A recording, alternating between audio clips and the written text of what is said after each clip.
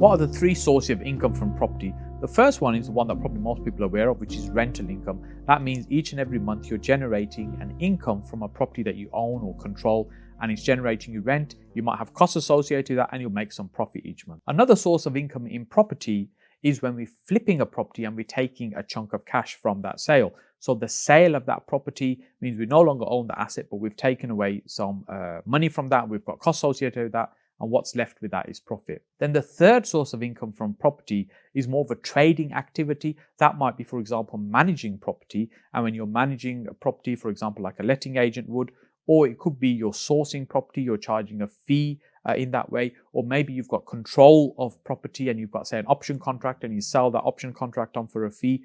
These type of source of income are mostly fee-based. You're charging a fee for a specific activity.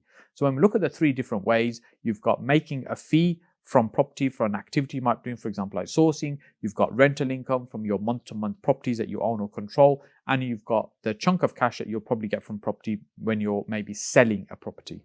Hey, if you're enjoying these short videos that we're doing called Saj Dailies, then make sure you also check out our longer form content that we have on the channel. There's probably about 300 videos that are on the channel that we've uploaded over the last few years, and there's a lot more content uploaded regularly. And if you're enjoying it, then make sure you click on that like button. Also subscribe to the channel, but more importantly, leave me a comment. Let me know what it is about these videos you're particularly enjoying and particularly liking. And once you've done that, make sure you click on this video, and I'll see you over here next.